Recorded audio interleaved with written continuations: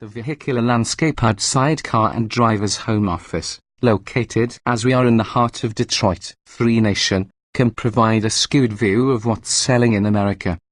Lincolns are as thick on the ground as Benzes, thicker in some locales, and employee lease deals saturate the market with whatever domestic vehicles are outselling elsewhere in the country.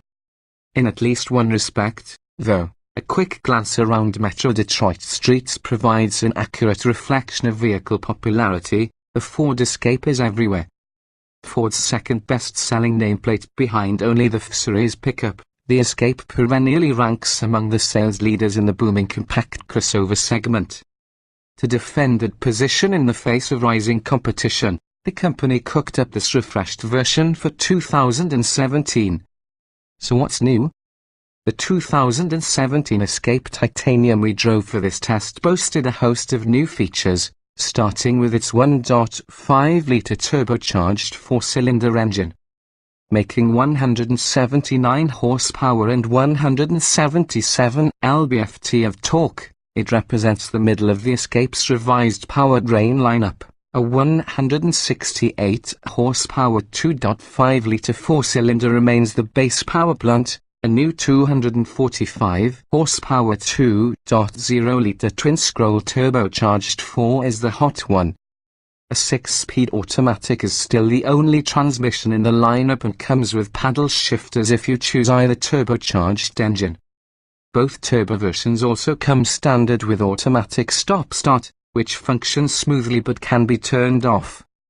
A redesign of the center stacking console, waved goodbye to the lever-actuated parking brake, added enough new cubbies to accommodate the devices of even the most connected family, and there are plenty of 12-volt and USB power points to make sure those devices stay charged.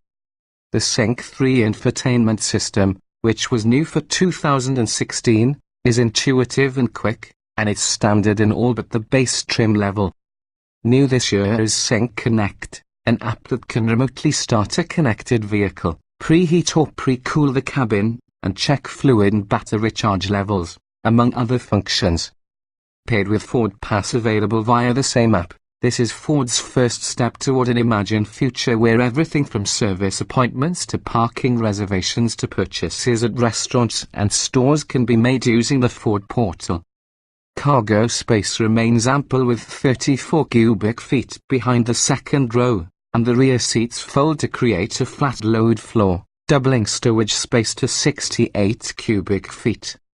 Returning those seats to their upright and locked positions may pose a small challenge for those who skipped arm day at the gym, especially on the 60 side of the seat's 6040 split, but once the backrests are erect, there's a comfortable second row with plenty of legroom for adults of average height, but not as much rear space as competitors such as the Honda CR-V, Mazda CX-5, or Toyota RAV4. Equipped as our test car was with front-wheel drive and the 1.5-litre engine, the Escape can tow up to 2,000 pounds. Opting for all-wheel drive $1,750 and the 2.0-litre engine $1,295 raises it to £3,500. Outside, updates make the 2017 Escape look a little more like the bigger Explorer, and it's somewhat more masculine, with a snub-nosed hexagonal grille and boxier taillights. Plastic cladding, added to the liftgate in an effort to square off the Escape's rear end without the expense of new sheet metal, improved the view from behind but appear to be flimsily attached. Dummy front fender vents have been with the Escape for years, and they reappear here. We were hoping they'd go away in the freshening, our staff detests them, but Ford says buyers like the chrome flourishes. That aside, by channeling SUV design cues but applying a lighter touch, this Escape manages to look both more capable and more modern than past editions. More boost than eco, but all those changes mean nothing if the Escape can't perform its duties on the road. There, the Escape acquits itself handsomely. Our 400+ mile test revealed solid driving dynamics. With 0.85 grams of lateral grip, the Escape handily outperforms its rivals atop the sales charts, the Honda CR-V and the Toyota RAV4, which managed 0.80 and 0.75 grams. There's more body roll than we'd like when cornering, and the steering remains uncommunicative, but the Escape is fairly agile, controlled, and predictable. Overall, it feels less ponderous than the Honda or Toyota, but not as nimble and lively as our current segment favorite, the Mazda CX-5, which sells in much smaller numbers. On its primary turf, highways and urban and suburban surface streets, the Escape's ride is smooth, and the suspension commendably soaks up road imperfections. The new 1.5-litre engine, which replaces a 1.6-litre turbo, has good mid-range power but is not exactly quick from a standing start. Acceleration from 0 to 60 miles per hour took 9.2 seconds, which is roughly the same as the last 1.6-litre Escape we tested, only that one was an all-wheel drive model and 140 pounds heavier. That's also half a second slower than the RAV4 we tested, which has similar power figures, and 1.7 seconds behind the CR-V. Both of those vehicles have larger, naturally aspirated engines. Acceleration from 50 to 70 miles per hour, a test designed to mimic highway passing, took 6.6 seconds in the Escape, which again was slower than the RAV4 by 0.8 seconds and the CR-V by 1.7 seconds. The Ford's acceleration is smooth, though, and the transmission does a good job responding to throttle inputs and performing almost undetectable shifts.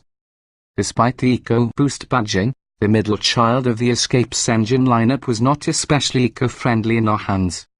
Although it is rated by the EPA at 23 miles per gallon in the city, 30 miles per gallon on the highway, and 26 miles per gallon combined, we measured 24 miles per gallon in mixed driving. Its so-so acceleration motivated our drivers to use the turbo boost more frequently than the EPA test cycle requires.